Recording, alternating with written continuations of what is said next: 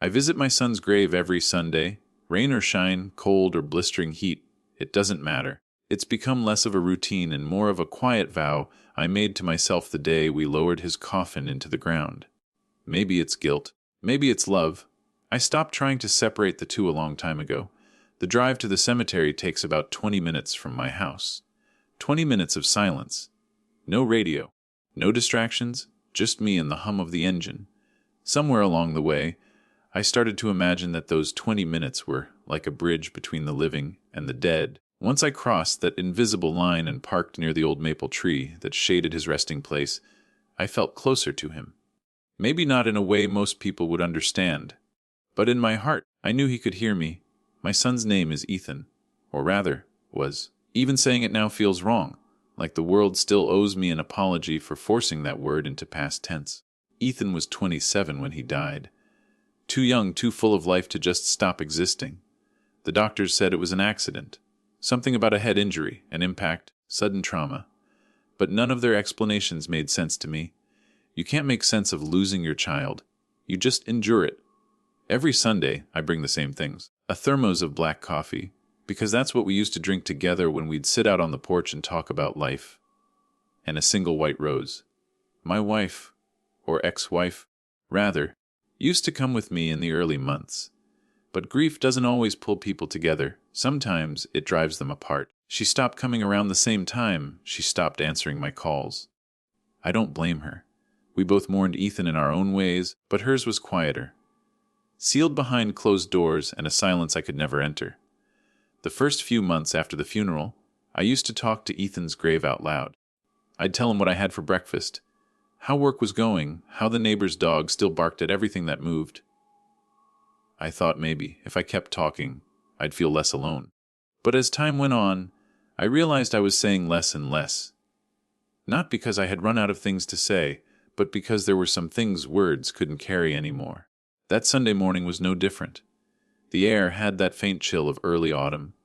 Leaves were starting to curl and brown, the sky dim with clouds that looked heavy but hadn't yet burst into rain. I parked in my usual spot, the gravel crunching under my tires, and stepped out, coffee in hand, Rose tucked carefully under my arm. But as I approached the grave, something felt different. There was someone already there. A woman, young, maybe mid-20s, dressed in a dark coat. She was kneeling beside Ethan's grave, her head bowed, one hand brushing away the fallen leaves from the stone. I stopped in my tracks, uncertain. For a moment, I thought I'd made a mistake. Maybe I'd walked to the wrong grave. But then I saw his name carved in gray marble. Kyle Parkerty, 1997-2024. To live in hearts we leave behind is not to die. That was my son, and that was my spot, the place where I talked to him every week. I didn't know what to say. The woman didn't notice me at first.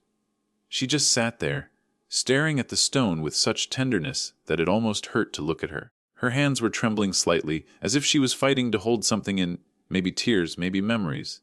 I cleared my throat softly.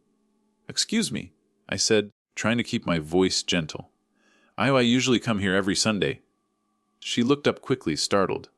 For a moment, our eyes met. Hers were green, bright even in the gray light, rimmed with red as if she'd been crying for a long time. She blinked, then stood up and brushed the dirt from her knees. "Oh, I'm so sorry," she said quietly. "I didn't mean to intrude. I didn't think anyone else would be here." "That's all right," I replied, though my voice came out rougher than I intended. "You knew him." She hesitated, just a flicker, like she was deciding how much to say. Then she nodded. "Yes, I knew him." Something about the way she said it made my chest tighten. I wanted to ask more, but I also didn't want to scare her off. I took a step closer and placed the rose on the grave beside the small bunch of daisies she'd already laid there. "You must have been close," I said softly. She smiled faintly, but it was the kind of smile that hides pain behind it. You could say that. There was a silence, heavy, but not uncomfortable, the kind of silence that feels like two people standing on opposite sides of a river, both waiting for someone to build a bridge. "I'm his father," I finally said. "Daniel Parker." Her eyes widened slightly. "You're his father," she whispered. Then she looked down, almost like she didn't know what to do with her hands. "I'm sorry. I didn't think I'd ever meet you." That surprised me. "Why not?" She hesitated again, looking at the name on the grave instead of at me. Ethan didn't talk much about his family, she said quietly, but he talked about you. That stopped me cold. He did, she nodded. Yeah, he said you used to take him fishing every summer, that you'd wake him up before dawn and pretend the car ride was a secret mission. She smiled softly, eyes glistening. He said it was his favorite thing. I couldn't speak for a moment. I didn't know how she could possibly know that. That was our thing, something he'd stopped mentioning years ago after we drifted apart. I swallowed hard, feeling that familiar sting in the back of my throat. He told you that? Yes, she said. Hey, he talked about you more than you think. The wind picked up, carrying the faint rustle of dry leaves. For a few moments, neither of us spoke. I just stood there, staring at the headstone, trying to hold back everything I'd spent a year trying not to feel. What was your name? I asked finally. Lena, she said. Lena Brooks. I repeated it quietly as if saying it might make it real. How did you know Ethan? Lena? Her gaze softened. We worked together, but we were close. He helped me through a really bad time in my life. She looked down again, her hands trembling. He saved me. Something in her voice, the way she said it, made me realize there was more behind those words. But I didn't press. Instead, I looked at my son's name again, tracing the letters with my eyes like I had done hundreds of times before. I'd spent so long thinking I knew everything about my son. His habits, his dreams, his mistakes. But in that quiet moment, standing beside a stranger who mourned him just as deeply as I did, I realized how little I actually knew about the man he became. Would you like some coffee? I asked softly, offering the thermos. She blinked, surprised. Oh, I couldn't. Please, I said. It's what I bring every week. It's kind of a ritual. After a moment, she accepted it, wrapping her hands around the cup like it was something sacred. We stood there together, in silence, sipping coffee beside the grave of the man we both loved. In different ways, perhaps, but with the same ache in our hearts. For the first time in a long while, I didn't feel alone there.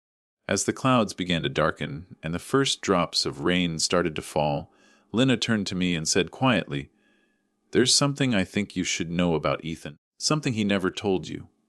And in that moment, standing under a gray sky, with the scent of rain and roses mingling in the air, I felt my heart start to beat differently.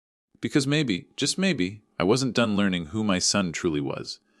The rain started gently, as if the sky was too polite to disturb our silence. Tiny drops gathered on the marble of Ethan's headstone, tracing down his name like tears. Lena and I stood there without moving for a while, both of us lost in our thoughts. Hers unknown, mine tangled in the kind of grief that never really fades, only changes shape. When she finally spoke again, her voice was almost a whisper. I don't know if I should tell you this, she said, staring down at the grave. Ethan didn't want anyone to know, especially not his family. Her words cut through the air like the first crack of thunder before a storm. I wasn't sure what I was about to hear, but something inside me, that stubborn, protective instinct only a father understands, told me it mattered. What was it? I asked, careful not to sound demanding. Whatever it is, I'd like to know. Please. She hesitated, biting her lip. Then she nodded slowly. All right, she said, exhaling. But it's not easy to talk about. I gestured toward the small bench under the maple tree near the grave. It was wet from the rain, but neither of us seemed to care.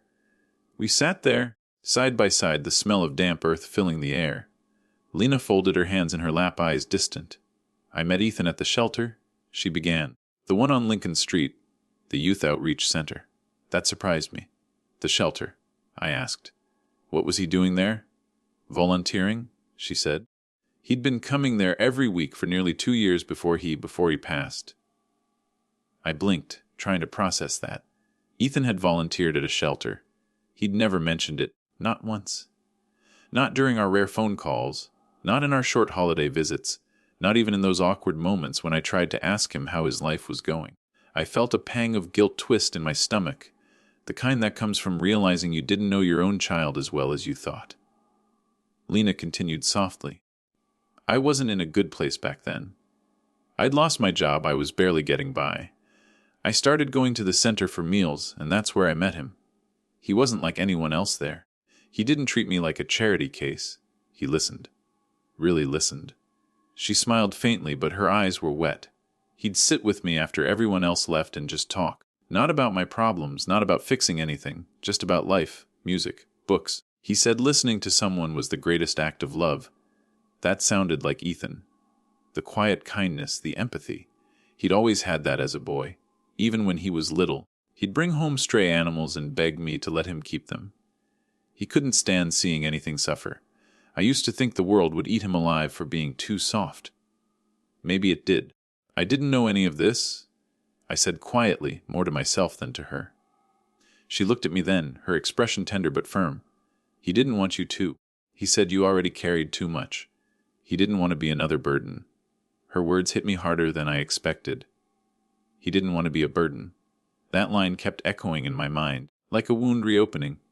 I wanted to protest, to tell her she was wrong, that Ethan was never a burden. But part of me knew why he might have felt that way. We hadn't been close in the last few years. Not since the divorce, not since I let work and pride swallow the space where our bond used to live. What did he tell you about me? I asked finally, afraid of the answer. Lena took a slow breath. He said you were the kind of man who didn't know how to stop caring, even when you were angry, that you didn't say much, but you showed love in small ways, fixing things, paying bills quietly, leaving him notes instead of lectures. My throat tightened. She smiled softly. He said you always called him kiddo, even after he turned 20. That word, kiddo, cracked something open inside me. I hadn't said it aloud since the funeral.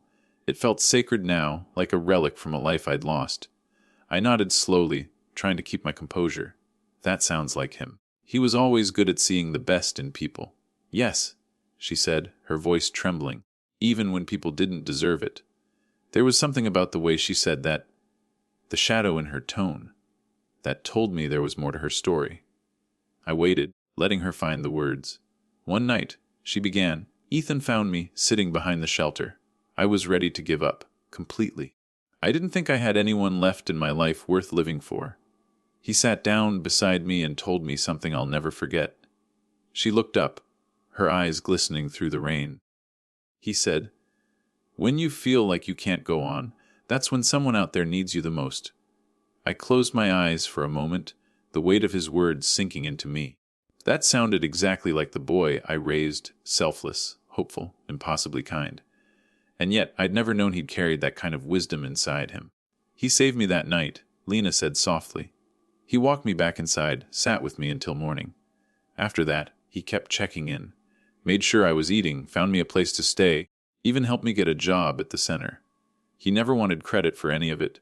She paused, swallowing hard. He told me not to tell anyone. Said he didn't want people to see him as a saint. He just wanted to help. I stared at the ground, raindrops gathering on my shoes. That was Ethan, I murmured. He never wanted attention. Even when he won awards in school, he'd hide them in his drawer instead of hanging them up. We both laughed quietly, the sound bittersweet. The kind of laugh that only happens when grief and pride collide. After a long silence, Lena reached into her bag and pulled something out. A small, worn notebook. She held it carefully, like it was fragile. I think this belongs to you, she said. I took it hesitantly. The cover was faded, corners bent. On the front, in my son's handwriting, were the words, things I want to remember. My hands trembled as I opened it. Inside were short entries, small thoughts, memories, and sketches. Dade's coffee tastes like burnt hope, but I love it. Lena smiled today. She's going to be okay. Forgiveness isn't weakness. It's letting love win. I hope one day Dad forgives himself. That last line stopped me cold. Forgive myself. For what? For being a father who couldn't protect his own son? For letting the years slip away in silence? I felt the world tilt, and before I knew it, tears blurred the ink on the page. Lena reached over gently, her hand brushing my arm. A small, human gesture that said you're not alone. I didn't mean to keep it from you, she said softly. I wasn't ready to let go of him yet. But I think he'd want you to have it now. I closed the notebook slowly, clutching it to my chest. Thank you. I whispered, my voice breaking. For being there for him. For everything. She shook her head. He was there for me. I just wish I could have returned the favor. We sat there until the rain grew heavier, until the world around us blurred into gray. When I finally stood to leave, I looked back at her. Will you come next Sunday? I asked. She hesitated, then smiled faintly. If that's all right. It's more than all right, I said. Ethan would have liked that. As I walked back to my car, the notebook still warm in my hand, I realized that for the first time in a long while, my grief didn't feel like a prison. It felt like a bridge, one that connected two people who loved the same soul in different ways. And somewhere deep down, beneath the ache, I could almost hear Ethan's voice, calm, steady, familiar. See, Dad, you're not as alone as you think. The notebook sat on my kitchen table like a living thing. It was small, worn around the edges, the kind of book that fit perfectly in a pocket. But it felt heavier than anything I'd ever held. For hours after I came home that evening, I just stared at it, afraid to open it again. Afraid of what I might find inside, or worse, what I might feel. Grief is strange like that. You think you've already felt the worst of it, that the tears have dried up and the wounds have scarred over. But then something small, a smell, a word, a photograph, splits the skin again, and you realize you've just been bleeding quietly all along. That night I made myself a cup of black coffee, the way Ethan used to, burnt and bitter. He always teased me about it, said it tasted like regret in Monday mornings. I smiled at the memory. It was the first genuine smile I'd had in a long time. I sat down and opened the notebook. The first page was simple, just a date, written nearly 2 years before his death, and underneath it, day 1, trying to remember the good things. There was something almost childish about it. Innocent, hopeful, as if he'd made a promise to himself to hold on to light in a world that could be unbearably dark. I turned the pages slowly, like they were glass. Each entry was short, sometimes just a few words, sometimes a full paragraph, but they painted a picture of a man I realized I had never truly known. Met a girl named Lena at the center. She's got eyes like spring after a long winter. Dade called today. He asked about work. I said I was fine. I wasn't. But I didn't want him to worry. The kids at the shelter laugh at the dumbest things. I envy them. I forgot how laughter used to feel. Sometimes I think about the old fishing trips. I'd give anything for one more morning on that lake. Forgive yourself? Old man, you did better than you think. That last line stopped me cold. He'd written it without context. No explanation. Just forgive yourself, old man. I ran my fingers over the ink, half smudged now, and whispered the words aloud. They sounded strange in my voice, but also right, like he'd left them there for me to find. A breadcrumb trail back to peace. As I read on, the entries grew deeper. Reflections on life, on guilt, on meaning. Ethan had always been a thinker, even as a kid, but I hadn't realized how much he'd wrestled with the same demons I had. One page read, "People think healing means forgetting, but maybe it means remembering differently, without anger." And another, "I used to think Dad didn't understand me. Now I think he was just scared to show me how much he cared. Maybe I got that from him." I set the notebook down for a moment, pressing my palms against my eyes. He was right. I was scared. Scared of saying the wrong thing. Scared of breaking what little connection we had left. After the divorce, every conversation felt like walking through a minefield. Both of us trying not to explode. I told myself he needed space, that he'd come around in time. But now that time had run out. The rain had started again outside. I got up, walked to the window, and looked out at the dark street. The reflection in the glass startled me. Gray hair, tired eyes, a man who looked older than he should. Grief had aged me. But that night, holding my son's words in my hands, I felt something else beneath the sorrow, something like pride. Ethan had lived quietly, but deeply. He'd seen the world's pain and met it with compassion. And though I hadn't been part of that journey, I could feel him teaching me even now, gently, like he always did when he was little and wanted to show me something new. Later that week, I met Lena again, at the cemetery, as always. She brought fresh flowers, and I brought the notebook. "I've been reading it," I said, handing it to her carefully. "It's beautiful. Painful, but beautiful." She smiled softly. "That sounds like him." We sat down on the damp bench again. I flipped open a page and read aloud, "Lena laughed today." First time I've seen her smile in weeks. She doesn't know how strong she is yet. I hope she does one day. Her eyes welled up instantly. "He always said that," she whispered. Whenever I doubted myself, he'd tell me I was stronger than I believed. "He wrote a lot about you," I said gently. She looked surprised, then shyly touched the page. "Heh, He loved people deeply, even when he didn't say it. I nodded, staring at the handwriting that looked so alive it hurt. He loved you too, I said softly. You know that, right? She didn't answer right away. She just nodded, eyes downcast. I think he did, she said finally. But it wasn't that kind of love. It was pure. Like he saw the broken parts of me and loved me anyway. I felt a lump rise in my throat. Ethan had always been that way.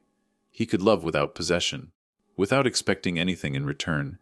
A few pages later, there was an entry that neither of us spoke for a long time after I read. I'm not afraid of dying. I'm afraid of being forgotten.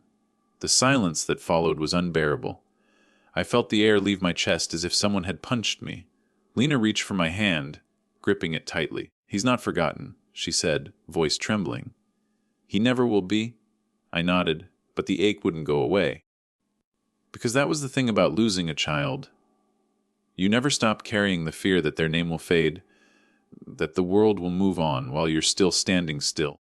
But Ethan's notebook, his words, were proof that he hadn't just lived, he'd mattered. He'd left pieces of himself behind, stitched quietly into the lives he'd touched. Toward the end of the notebook, there was one final entry. The handwriting was shaky, rushed, as if he'd written it in a hurry. The date was just 2 weeks before the accident. If something happens to me, tell Dad I forgive him, and that I love him. Always did, even when I didn't know how to say it. I couldn't read the words aloud. My vision blurred instantly. I felt the weight of every unsent message, every missed call, every moment I chose silence over love. I thought of the last conversation we had, something small, meaningless. I'd told him to take care of himself. He'd said, "You too, old man." And that was it. That was our goodbye. I pressed the notebook against my chest, as if holding it could somehow bring him back. Lena leaned her head against my shoulder, and together we cried, quietly, without shame. When I finally spoke, my voice was hoarse. I think he wrote this for us, I said, so we wouldn't keep drowning in what-ifs. Lena nodded. He wanted peace. For everyone? I wiped my eyes, took a deep breath, and looked up at the sky. The clouds were breaking, sunlight spilling through in thin, trembling rays. It felt almost symbolic, as if Ethan was reminding me that grief and grace could coexist. I'm going to start volunteering at the shelter, I said suddenly. Where he worked. Maybe I can carry on what he started. Lena smiled through her tears. He'd like that, she said. He always said helping others was the closest thing to healing. And for the first time since the funeral, I believed that maybe she was right. That night, I placed the notebook on my bedside table, not as a relic of the past, but as a reminder that love doesn't end with death. It changes form. It lingers in words, in actions, in the quiet ways we remember. As I turned off the light, I whispered into the darkness, I forgive you, son, and I hope you can forgive me too. And for the first time in a long time, I slept without dreams, just a calm stillness like the space between two heartbeats. The kind of peace Ethan had been trying to show me all along. I never thought I'd walk into the shelter where my son once worked. For weeks after reading his notebook, I told myself I wasn't ready, that stepping into his world would be too painful, like walking through a ghost's shadow. But the truth was simpler. I was scared. Scared that I'd see the parts of him I never knew and realize how much I'd missed while he was alive. One Sunday morning, after my usual visit to the cemetery, I drove past the shelter anyway. It was smaller than I expected, an old brick building tucked between a laundromat and an empty lot. The sign above the door faded from years of weather. Lincoln Street Community Center. I sat in my truck for almost 10 minutes before I finally got out. The moment I walked inside, I felt a strange calmness, the kind you only find in places built from kindness, not money. The air smelled of coffee and soap. A few volunteers moved quietly around tables, stacked with donated clothes and canned goods. Somewhere in the back, someone was laughing, a sound that felt out of place but oddly comforting. A woman with gray hair and kind eyes approached me. "Can I help you?" she asked. I hesitated, not sure what to say. "I'm looking for someone, or maybe something." She smiled softly. "You sound like half the people who walk through that door." Her name was Martha, the center's coordinator. When I mentioned Ethan's name, her face softened instantly. "Oh," she said, pressing a hand to her chest. "Ethan Parker. That boy was an angel in disguise." I felt my throat tighten. "You knew him well. Knew him?" She chuckled gently. He practically lived here. Always fixing things, organizing, checking on everyone. He had a way of making you feel seen, like you mattered. That sounded like my son. The same quiet empathy Lena had described. The same unspoken kindness I'd taken for granted. Martha studied me for a moment. You're his father, aren't you? I nodded, unable to speak. She smiled kindly. He talked about you. Said you were the strongest man he knew. I had to look away then. Strong. That word felt like a lie. If strength meant holding back tears, then maybe. But inside, I was a man barely holding the pieces together. Martha must have sensed it, because she simply patted my arm and said, "We could use another set of hands around here, if you're looking for something to do." I looked around. The chipped paint, the mismatched furniture, the quiet hum of life. "Yeah," I said softly. "Maybe I am." The first day I volunteered, I didn't talk much. I helped unload boxes, sorted through donations, and served coffee to anyone who wanted a warm cup. It was tiring work, but it felt right. There was something healing about doing small, ordinary things, the kind Ethan had done without anyone ever noticing. A man named Roy, one of the regulars, came up to me while I was sweeping the floor. He was middle-aged, rough around the edges, his hands trembling slightly from what I assumed was withdrawal. "You the new guy?" he asked. I nodded. "Yeah, Daniel." He squinted at me for a moment. "You're Ethan's dad, aren't you?" The question caught me off guard. "You knew him?" "Knew him." Roy laughed softly. "Kid saved my life, man. Used to bring me coffee every morning, tell me dumb jokes. One day he says, 'Roy, you've got too good a story to end it here.' Damn kid believed in me when no one else did." He looked away, eyes misty. "I've been sober 9 months now. Because of him." I didn't know what to say. All I could do was nod, my chest heavy with pride and sorrow. I'd raised a man who left light behind wherever he went, and I never even knew. Later that day, as I wiped down tables, I found myself imagining Ethan there, laughing with people, carrying boxes, listening. I could almost hear his voice in the walls. It wasn't painful, though, not like before. It felt comforting, as if he was still here, guiding my hands. Over the next few weeks, volunteering became my new Sunday ritual. I still visited his grave, still brought my coffee and rose. But afterward, I'd drive straight to the shelter. The people there started calling me Mr. Parker, though I told them Daniel was fine. They told me stories about Ethan, small ones, simple moments that painted a picture of who he was. He used to sneak extra muffins to the kids. One volunteer laughed. "He fixed the heater in the dead of winter," said another. "He sat with me the night my brother died," whispered a woman in tears. Every story was a piece of him I hadn't known I'd lost. Every word stitched another tear and my heart closed. Lena began joining me, too. She'd bring boxes of food, help in the kitchen, talk with the young women who came in scared and alone. Watching her, I understood what Ethan must have seen in her. A quiet strength, born from survival. Sometimes we'd talk about him while sorting clothes or cleaning tables. "He always said you had the same stubborn streak," she told me once, smiling. "Guess he was right. I said, chuckling softly. It felt strange, laughing again, like testing a muscle that hadn't been used in years. One evening, as we were closing up, I found an old photo tacked on the bulletin board. It was a group picture. Volunteers lined up in front of the shelter, smiling. And there he was. Ethan, he was standing in the middle, hands in his pockets, that same shy grin that never fully showed his teeth. But his eyes, they were bright, alive. It hit me then, harder than anything, he'd been happy here. That realization was both beautiful and cruel. I'd spent years worrying that he'd been lonely, lost. But the truth was, he'd found a home long before I ever knew it. Martha walked up beside me and touched the photo. "He was special," she said. "But you already know that?" I nodded, my voice low. "I just wish I'd told him that more often." She looked at me thoughtfully. "Then tell the people he left behind," she said. "That's how you keep his light alive." That night, I sat in my truck outside the shelter long after everyone had gone. The streetlights glowed through the drizzle, and the sound of rain against the windshield was soft, almost like applause from somewhere unseen. I took out the notebook from the glove compartment and flipped to a page I hadn't read before. Dad always says real men fix things. Maybe love is just fixing what's broken in others and in ourselves. I smiled through the tears that came, uninvited but welcome. He'd been right. Again? The following Sunday, I brought something new to the cemetery. Not a rose this time, but a folded letter. I placed it at the base of his gravestone, the ink still fresh, the paper smudged from my hands.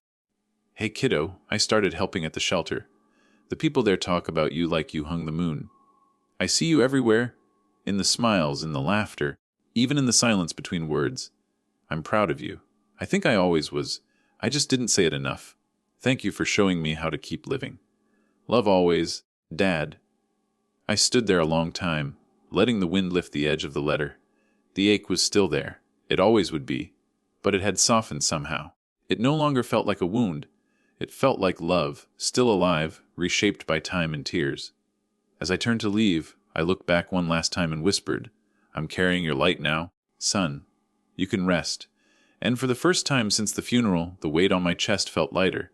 Because grief, I realized, wasn't about holding on. It was about carrying forward, gently, faithfully, like a lantern through the dark.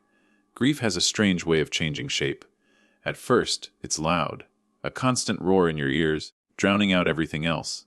But as time passes, it quiets. It doesn't disappear. It just turns into something softer, something that hums under your skin.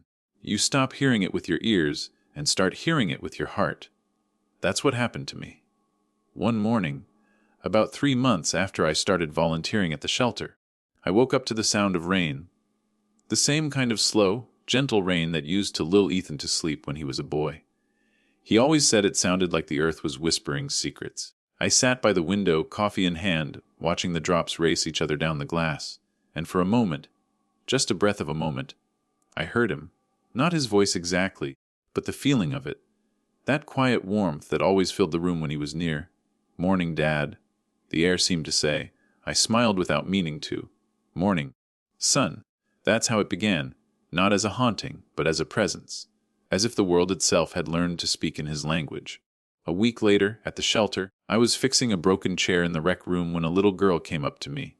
She couldn't have been more than 8, wearing a pink hoodie 2 sizes too big. Mister, she said, did you know Ethan? I set the screwdriver down carefully. Yeah, he was my son. Her eyes widened and she smiled. That wide, toothy grin only children have. He used to give me jelly beans every time I finished my homework. I laughed despite the lump in my throat. That sounds like him, he said. She continued proudly. You're braver than you think, kiddo. Then she nodded, serious. I think he was right. That simple exchange hit me harder than I expected. The way she said, who was right? It was as if Ethan himself had whispered it through her. And in that moment, I realized something: my son's voice hadn't been silenced. It had multiplied. It was living inside the people he'd touched. Over the following weeks, I started noticing these echoes everywhere. In the way Lena talked to a frightened young mother, reminding her she wasn't alone. In how Roy encouraged a new man at the shelter to stick with sobriety. Even in Martha, who'd taken to saying, what would Ethan do? Whenever a tough decision came up. Each time I heard his name, it was like hearing a familiar melody played by different instruments. The same tune, reshape, carried on. One afternoon, as I was sorting through donation boxes, I found a worn-out jacket that looked familiar. A small patch on the sleeve read EP. My breath caught. Where'd this come from? I asked Martha. She looked over. That old thing? Someone left it here years ago. Ethan used to wear it sometimes when he worked outside. I ran my fingers along the frayed edges. The fabric was faded, the pockets torn, but it still carried traces of him. A faint scent of detergent and earth. I folded it carefully and placed it aside. It wasn't just a jacket anymore. It was a memory made tangible. That night I took it home. Hung it by the door, right where he used to leave his coats when he visited. And somehow the house didn't feel as empty. There was another echo, though one I didn't expect. Late one Sunday evening, I was locking up the shelter when I heard a familiar hum from the old radio in the corner. I hadn't touched it, but it crackled to life, playing a song I hadn't heard in years. You Are My Sunshine. That was our song. The one I used to sing to him when he was little. During thunderstorms when he was scared, he used to laugh and cover his ears, saying, Dad, you sound like a tractor. I stood frozen, hands still on the lock, as the melody filled the room. It wasn't a coincidence, not to me. It was a whisper across time, a reminder. And right there, under the flickering light of the shelter, I closed my eyes and said quietly, "I hear you, kiddo." The next few months felt different. Life didn't hurt less. It just hurt with purpose. Every tear, every pang of longing now felt tied to something meaningful. One afternoon, I was asked to speak at the shelter's fundraiser. Me, a man who used to think emotions were something to hide behind silence. I almost said no, but Lena insisted. "Ethan would have wanted you to," she said softly. So I stood in front of a small crowd, donors, volunteers, the very people my son had once served, and told them about him. Not as a saint, but as a son, as a boy who laughed too hard, worked too late, loved too deeply. I told them about the night he fixed my old pickup, about how he used to chase fireflies, how he carried the world's weight on his shoulders but still found time to smile. When I finished, there was a hush in the room. Then, one by one, people began to clap. Not the loud, hollow kind of applause you hear at events. This was soft, reverent, like they understood. Afterward, a young man came up to me. His face was tired, but his eyes were kind. "Mr. Parker," he said, "Ethan helped me find a job here. I was in a bad place back then. If not for him, I wouldn't be standing here." He paused. "He used to talk about you. You know," I blinked. "He did?" "Yeah. Said you were the kind of man he hoped to become." That broke me. Not in the way grief used to. Not into pieces, but open. The tears came, unashamed, and the young man just nodded like he understood. That night, I realized something. Maybe the echoes weren't meant to fade. Maybe they were meant to guide me. I started keeping a small notebook of my own, something like the one Ethan had, but instead of his words, I filled it with the things people said about him. Every story, every moment, every echo. On the cover, I wrote 3 words, "What lives on," because that's what his life had become, not a memory, but a living echo in motion. Every act of kindness, every bit of love shared in his name. It was him, still speaking through the world. Sometimes I still talk to him, not out loud, just in my thoughts. When I fix a broken chair, or when I see the rain trickling down the window, or when I watch Lena smile through her grief. I tell him, "I'm still listening, son." And somehow I always hear the answer, "I know, Dad." The world will never sound the same again, not because it's quieter, but because it carries his voice in its silence, in the rustle of trees, in laughter that reminds me of him, in the echo of his footsteps I still hear when I walk through the shelter's halls. And though part of me will always ache for the sound of his real voice, I've come to realize maybe love is just learning to listen differently. Because when you truly love someone, they never stop speaking. They just start speaking through everything they've left behind. I've written and rewritten this letter a dozen times. Each version ends the same way. In tears, half-finished sentences, and smudged ink. Maybe that's the point. Maybe some things aren't meant to be polished or perfect.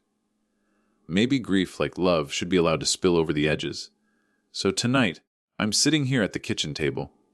The same one where you used to do your homework, your head bent low, your pencil tapping the wood. And I'm finally writing to you. This time, I won't stop halfway through. Dear Ethan, it's Sunday night. The house is quiet, the way it's been since you left. I still catch myself setting out 2 cups when I make coffee. Old habits, I guess. Funny, isn't it? You spent your life trying to grow up, and I spent mine trying not to notice how fast you did. When you were little, you used to ask me if heaven was real. I'd tell you, "I don't know, son, but if it is, you better behave so they let you in." You'd laugh, roll your eyes, and say, "Wes, I'll have to be extra good then." I didn't know then that one day I'd be the one hoping heaven was real. Not so I'd go there, but so I could find you again. I miss you. God, I miss you in ways words can't hold. Some mornings I wake up and, for a split second, forget. I half expect to hear your car pull into the driveway, your voice calling, "Hey, Dad, you got any leftovers?" Then reality hits, sharp, cruel, and silent. They say time heals everything, but they're wrong. Time doesn't heal. It just teaches you how to carry the pain better. And I'm still learning. I need to tell you some things I never said. Things I should have said when you were here. First, I'm sorry. I'm sorry for all the times I told you to toughen up, instead of asking what was wrong. For treating your softness like a flaw when it was the best part of you. I thought being a man meant hiding your pain, keeping your guard up. But you showed me a different kind of strength. You faced the world with kindness, even when it didn't deserve it. You loved people I might have walked past. You saw good where others saw trouble. And I realize now, you were teaching me all along. I'm sorry for not listening more. You used to tell me about your friends at the shelter, the people you met, the ones who struggled. I'd nod, half distracted, thinking about bills or repairs or some nonsense that didn't matter. If I could go back, I'd put everything down and just listen, because now I'd give anything to hear your voice tell those stories again. And I'm sorry for the last argument we had. It wasn't even about anything real. Just my pride, your frustration. I told you you were wasting your time, that you should be aiming higher. You said, Dad, maybe helping people is aiming higher. I laughed. God help me, I laughed. That night still replays in my mind like a film stuck on repeat. I didn't know it would be the last time I'd see you alive. I hope you forgave me long before I learned how to forgive myself. But I also want to thank you. Thank you for being my son, for choosing to love a flawed man who didn't always know how to show it back. Thank you for your patience, your laughter, your stubborn optimism. You gave me purpose long before I even knew what that word meant. You remember that old fishing trip? The one where it rained all weekend, and we caught nothing but a cold. You were maybe 10. I wanted to pack up and go home, but you said, No, Dad, the fish might be lonely. I thought it was childish. Now I see. You were talking about more than fish. You were talking about people, about never giving up on them, no matter how quiet or far away they seemed. That was you, Ethan. Always the heart in the storm. Always the light in the dark. I've been spending time at the shelter where you volunteered. They still talk about you, you know. Roy, Martha, little Olivia. They remember your jokes, your kindness, your way of making people feel seen. I thought I was going there to honor you, but somewhere along the way, I realized you were still there. In every laugh, every shared meal, every repaired chair, you left pieces of yourself behind, and I get to find them one by one. Sometimes, when I help someone, I swear I feel you near. Not like a ghost, more like a warmth that sits beside me. You used to say, love doesn't end, it just changes form. You were right. It changed, but it's still here. Still us. I also want you to know that Lena's doing okay. She misses you every day, but she's strong. Stronger than I ever gave her credit for. She's helping at the shelter, too. She smiles more now. Sometimes when we talk about you, she laughs. And when she does, it feels like sunlight breaking through clouds. You'd be proud of her son. I know I am. Do you remember how you used to leave little notes for me? Like that one you stuck on the fridge after I lost my temper. Don't forget, Dad. You're still my hero. I still have it. It's yellowed now, the ink faded, but I can't throw it away, because even on my worst days, it reminds me. You saw something in me I didn't see in myself. And maybe that's what I'm trying to say here. You made me a better man. Even in your absence, you're still doing it. There's one last thing I need to tell you. I forgive you. I forgive you for leaving too soon, even though my heart still wants to blame something. Fate, the world, maybe even you. I forgive you for every dream we didn't get to share, every conversation we never finished, and I forgive myself for being angry, at life, at God, at the silence that followed. Because now I see, you didn't really leave. You just changed places. You moved from my world to my heart. And that's where you'll stay? I don't know if heaven has mailboxes. Maybe you'll never read this letter, but writing it, somehow it feels like sending a message through the sky. Like the wind might carry it to wherever you are. If you can hear me, Ethan, just know this: you were my pride. You were my peace. And even though the world keeps spinning without you, my love for you hasn't dimmed, not one bit. It's the one thing death couldn't take. Sleep easy, son. You did good. You were enough. You always were. Love. Dad, I fold the letter carefully and slip it into an envelope, even though there's no address to send it to. Then I drive to the cemetery and lay it beside his headstone, next to the worn notebook I'd left weeks before. The wind picks up, rustling the paper, almost as if it's reading my words aloud. And for the first time in years, I don't cry. Not because I'm healed, but because, finally, I've spoken. Finally, I've said everything my heart had been carrying in silence. As I walk away, I feel something inside me shift, a quiet, sacred peace. The kind that doesn't erase the pain, but makes it bearable. The kind that whispers he heard you. And I know, somehow, somewhere he did.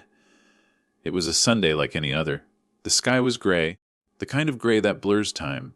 Not morning, not afternoon, just endless quiet. I drove the same road, coffee in the cup holder, the same rose on the seat beside me. Routine had become my comfort. Every Sunday I spoke to my son. Every Sunday I left the cemetery with a little less weight on my chest.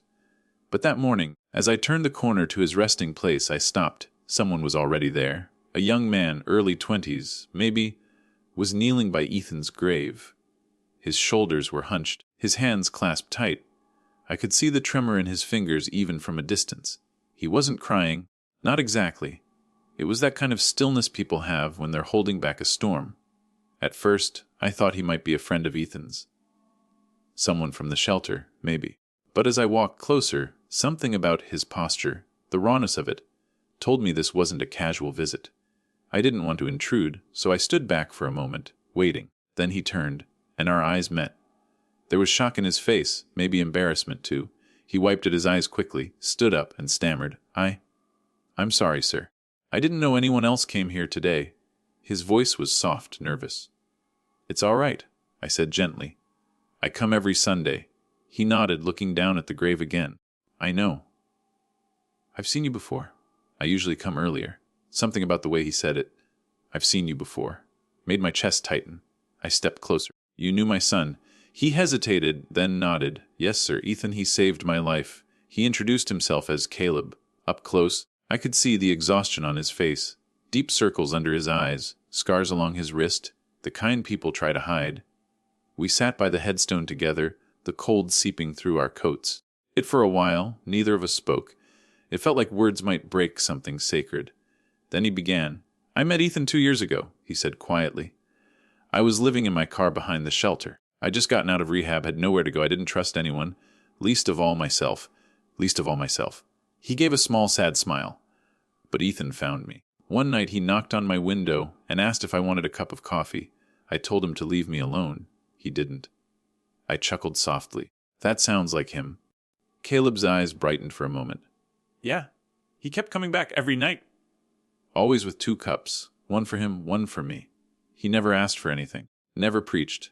He just sat there and talked about music, the stars, his data. My heart skipped. He talked about me. "Yeah," Caleb said, nodding. "He said you taught him how to fix things.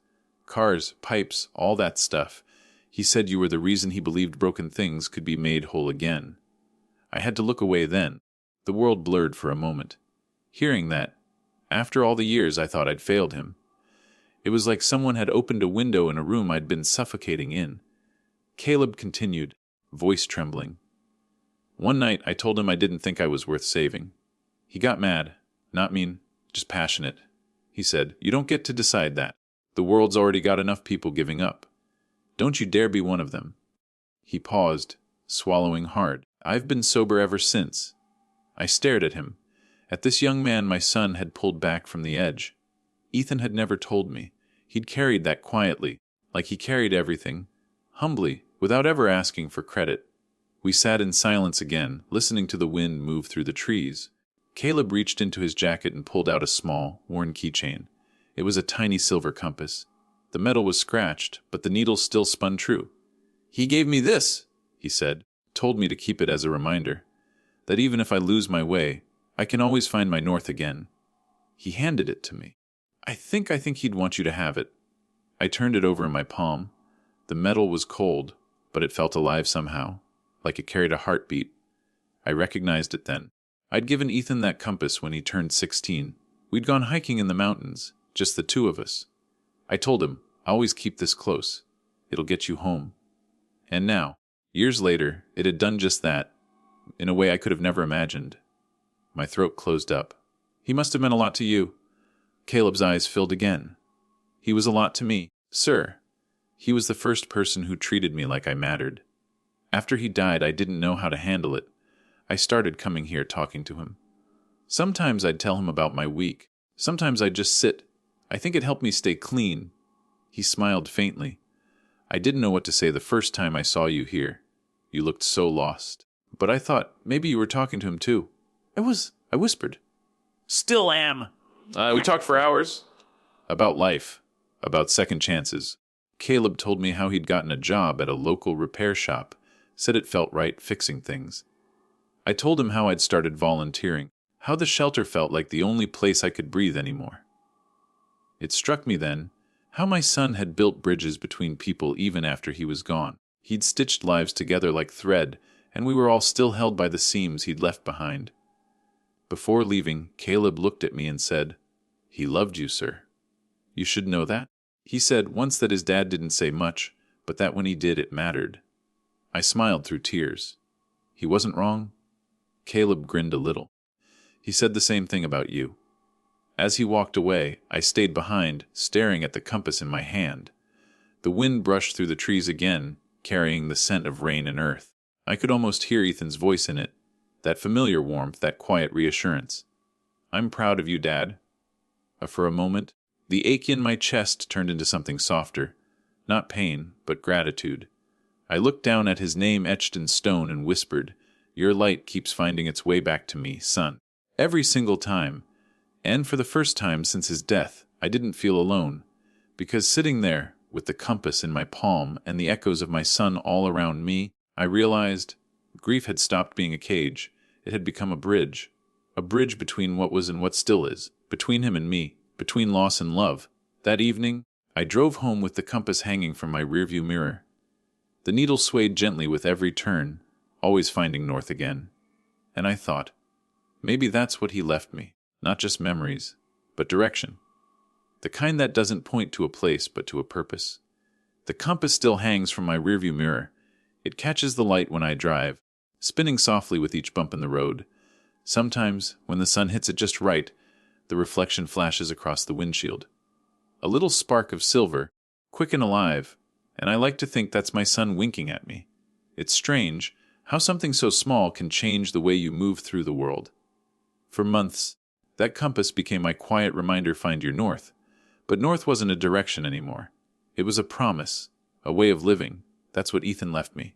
Not instructions, not answers, just a compass, and the courage to follow where it pointed. I started spending more time at the shelter. Not just Sundays, sometimes weekdays too. At first, it was simple things, fixing the broken heater, mending furniture, patching up leaks. But somewhere in between the hammering and sanding, I started listening, really listening, to the stories. Stories of mothers trying to rebuild their lives, of men like Roy holding on to sobriety one day at a time, of kids who had lost more than anyone should at their age, yet still smiled. Every voice carried echoes of my son, his compassion, his patience, his quiet hope that people could change. And the more I listened, the more I understood what he'd been doing all along. He hadn't been saving people. He'd been reminding them that they were worth saving. That was his north, and I decided it would be mine too. One evening, Martha found me repainting the front door of the shelter. "You're here more than I am these days," she teased. I smiled. "I've got nowhere better to be." She studied me for a moment. "You remind me of him, you know. The way you move, the way you talk to people." I didn't know how to respond to that. For so long, I'd been afraid that I wasn't enough. Not enough for him, not enough to carry his legacy. But hearing that, it felt like permission. Like a quiet blessing. Before she walked away, Martha said something that stuck with me. "You know, Daniel, love doesn't die when a person does. It just changes who holds it." And maybe that's what this was, me holding what Ethan left behind. A few weeks later, I found myself standing in front of the same group of volunteers who'd been there the night I spoke about my son. But this time, I wasn't just sharing stories.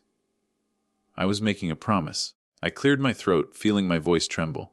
When Ethan died, I thought my life was over too. He was my only child, my reason for trying. And when I lost him, I lost that reason. But the room went still. But I realized something. He didn't leave me with nothing. He left me with his purpose, with his light. And I can't let that fade. I paused, meeting the eyes of the people around me. Some I'd known for months, others just days. "So here's my promise," I said. "As long as I'm breathing, I'll keep doing what he started. I'll fix what's broken. I'll listen when no one else will. And I'll remind people, like he did, that they matter." Silence. Then a single clap. Then another. Until the room filled with the soft rhythm of hands. Not loud, not performative. Just honest. And in that sound I heard him again. Proud, grateful, free. In the days that followed, the promise took shape. I started organizing small repair workshops at the shelter. teaching people how to fix what they owned instead of throwing it away. Simple things: a leaky faucet, a broken table leg, a loose hinge. But it wasn't really about the repairs. It was about giving people a sense of control, a way to believe that broken doesn't mean worthless. One afternoon, Roy patted me on the back and said, "You know, Parker, this place feels different with you around." I smiled. "It's not me. It's him. I'm just following the compass." Roy chuckled. "Well, wherever that compass is pointing, keep going." There was one moment that sealed the promise forever in my heart. A young woman came in one rainy afternoon with her little boy. She looked exhausted, the kind of exhaustion that sits in your bones. She told me her name was Maria. She'd lost her job, was living out of a car, and just needed somewhere warm to rest for a while. As she spoke, her son, no more than 6, ran over to the corner and started playing with some old building blocks. When he looked up, he grinned at me. "Hi, mister," he said. "You want to help me build a house?" Something in my chest cracked open. I knelt down beside him and said, "Sure, kiddo. Let's make it strong, yeah." He nodded. "Like my mom says, strong things don't fall down easy." Maria smiled from across the room, tears glimmering in her tired eyes. And in that simple moment, building a toy house with a child who had so little yet carried so much hope, I felt Ethan's presence more than ever. He was there, in the laughter, in the warmth, in the small act of creation, and I realized every time I reached out to help someone, I wasn't just honoring him, I was continuing him. That night, as I locked up the shelter, I stood by the door, staring at the freshly painted wood. The new sign above it read, "The Ethan Parker Center, for Second Chances." Martha had surprised me with it. Said it felt right. I couldn't speak when I saw it. Just ran my hand along the carved letters, tracing every curve. It felt like something had come full circle. My son's light, once confined to one heart, was now lighting up a whole building, a whole community. And for the first time in years, I didn't feel like I was talking to his memory anymore. I felt like I was walking beside it. When I got home that night, I made myself a cup of coffee, black, just how he liked it. I sat by the window, the rain tapping softly against the glass, the compass glinting in the dim light, and I said, quietly, "I did it, kiddo. I kept my promise." No thunder, no sign, just the faint hum of the world breathing around me. But that was enough, because somewhere deep inside, I felt the answer. "I know, Dad. You always do." It's strange how healing sneaks up on you. It doesn't arrive like a sunrise, sudden and bright. It's more like dawn breaking slow and shy, one shade at a time. You don't notice it until you look back and realize the darkness isn't as heavy anymore. The silence isn't as sharp. The pain is still there, yes, but it's softer now. It's love wearing a new face. And maybe that's what it means to keep a promise. Not to forget the one you lost, but to live so that their light never goes out. There's a morning that lives in my memory. Gentle, unremarkable, yet it changed everything. It wasn't an anniversary or a special date. There were no flowers at the grave, no visitors at the shelter, no grand gesture of healing. Just a cool spring breeze and a sky so blue it hurt to look at. That morning, I woke up before the alarm. For years I had dreaded waking, because every dawn was another reminder that he was gone. But that day something felt different. The air didn't press down on me the way it used to. It was lighter, softer, like the world had exhaled and finally made room for me to breathe again. I sat at the kitchen table, a mug of coffee steaming in my hands, sunlight spilling across the counter. The compass swung from the window latch, catching golden rays, flickering like a heartbeat. For a long while, I just watched it move, back and forth, steady, patient, and then I smiled, the kind of smile that comes without warning, small but true. I realized I hadn't smiled in weeks without feeling guilty for it. That's what grief does. It makes you feel like joy is betrayal, like if you laugh, you're letting go of the one you lost. But that morning, for the first time, I understood smiling isn't forgetting. It's remembering with warmth instead of pain.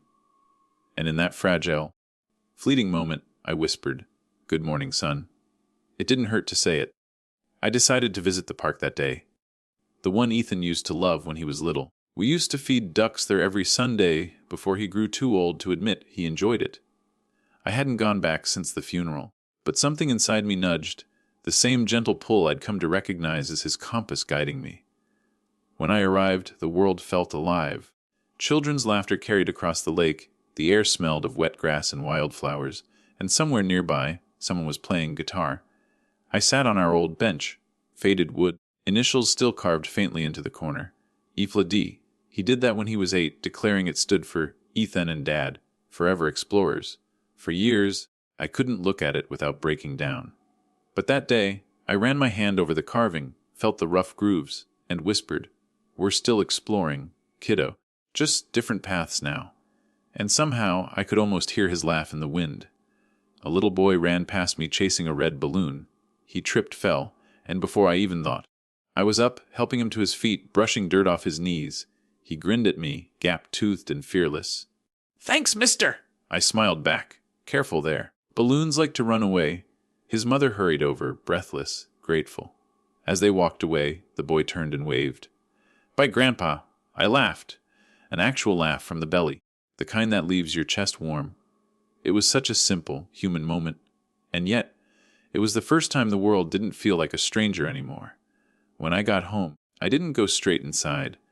Instead, I walked to the garden, the one that had been dying since he left. The soil was hard, the flowers long gone. But that day, I knelt and began to dig, not to bury, to plant. I planted marigolds, his mother's favorite, and a few wild daisies for him. He used to bring them home in messy little bouquets when he was a kid, always with dirt under his nails and pride in his eyes.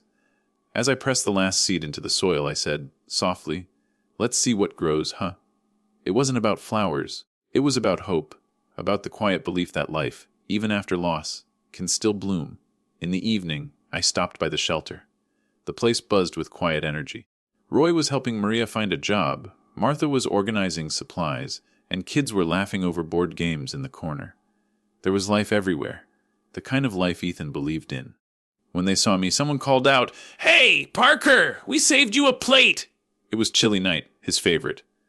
I sat with them, surrounded by warmth, stories, and laughter, and for the first time, I didn't feel like an outsider in my own life. I was part of something again. Something good. Later that night, I took a walk to the cemetery. The sky was clear, the moon full, the grass glistening with dew. And when I reached Ethan's grave, there was something new. A small bundle of wildflowers resting by the headstone. Not from me, not from Martha. Someone else had been there. I smiled. Still making friends, huh? I sat down, back against the cold stone, and looked up at the stars. You know, I said softly. For a long time, I thought my life ended with yours. But maybe it just changed shape. Maybe this, all of this, is what you wanted me to find?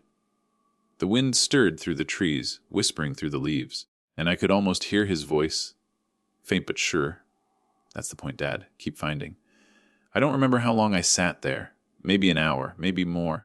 But when I finally stood to leave, I noticed something I hadn't before. The night didn't feel heavy. The air didn't ache. Even the silence felt gentle. The world hadn't changed. I had. The grief hadn't disappeared. It had softened into something else. Something like gratitude. And I realized, standing there under the vast, forgiving sky, the day the world felt light again wasn't about forgetting the pain. It was about finally understanding that pain and love are twins. You can't lose one without carrying the other. When I got home, I hung my coat, turned off the lights, and stood by the window one last time. The compass on the latch glimmered faintly in the moonlight. Steady, sure. Good night, son, I whispered. And for the first time since I buried him, it didn't echo back as sorrow. It felt like peace. That was the day the world felt light again, not because my grief was gone, but because it had found its place in my heart. Not a weight, a memory, a compass, forever pointing me toward love. The house is quiet tonight, the kind of quiet that feels full, not empty, the kind that hums softly like the world is listening. On the kitchen table lies a piece of paper, creased, yellowed at the edges. It's been sitting there for weeks, maybe months. Every night I'd promise myself I'd write this letter, and every night I'd stop before the pen touched the page. But tonight feels right. Maybe because the compass on the window is still swinging gently, even though there's no wind. Maybe because, for the first time, my heart doesn't tremble when I think of him. It just beats, steady, warm. So I sit down, I take a deep breath, and I begin. Dear Ethan, it's been years since I last heard your voice, but somehow you've never stopped speaking to me. You're in the sound of hammers at the shelter, in the laughter of strangers who found a reason to try again. You're in the way the morning light touches the kitchen window, the smell of coffee, the slow rhythm of Sunday walks. I used to think love ended where loss began, but I was wrong.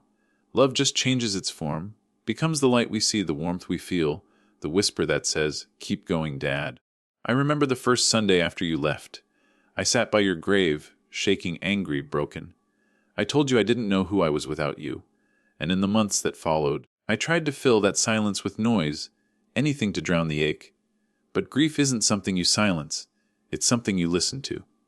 You taught me that, not in words, but in the life you lived. You listened to others, you gave without needing to be seen, you carried kindness like a habit. And now, I try to do the same. I kept your compass, you know. It still hangs by the window. It's my small reminder, not to find a place, but a purpose. It's funny. When you were little, you used to get lost so easily. I'd turn around in a store, and you'd vanish down some aisle, chasing something shiny. When I found you, you'd just grin and say, "I wasn't lost, Dad. I was looking." And I guess that's what I've been doing ever since. Looking. For meaning. For forgiveness. For a way to carry you forward. You were right about one more thing, kiddo. Helping people helps heal the helper. I've seen it in Roy, who's 3 years sober now. In Maria, who got a job in her own apartment. In the little boy with the red balloon who comes to the shelter every weekend just to say hi. I see you in all of them. In their laughter, their resilience, their hope. You're not gone. You're multiplied. And that's the gift you left me. You didn't just give me memories. You gave me a mission. I named the shelter after you, the Ethan Parker Center for Second Chances. People say it's helped them find hope. But the truth is, it helped me first. Every nail I hammer, every light I fix, every hand I shake, it reminds me that love isn't buried 6 feet under. It's right here, alive in the work we do, in the lives we touch. You built the foundation. I'm just finishing the walls. There was a time I couldn't say your name out loud without breaking. Now, I say it with pride. Sometimes, when new volunteers ask about the name on the sign, I tell them about you, the young man who believed everyone deserved another chance. And every time I tell that story, I feel you beside me, listening, smiling. You know, Ethan, there's something I never said enough when you were here, thank you. Thank you for teaching me that strength isn't about holding it all in. Thank you for showing me that compassion isn't weakness, it's courage in its purest form. Thank you for being my son, my greatest teacher, my best friend, my forever compass. I don't visit your grave as often now. Not because I've forgotten you, but because I've finally realized you're not there. You're in the wind that moves the garden flowers. You're in the laughter at the shelter. You're in the heartbeat that still insists on love, even after loss. You're everywhere I choose to look. So, this letter, the one I never sent, isn't really goodbye. It's thank you. It's I love you. It's I'll see you everywhere. And maybe that's all healing really is. Learning to carry the absence as gently as the memory. Learning that closure doesn't mean an ending.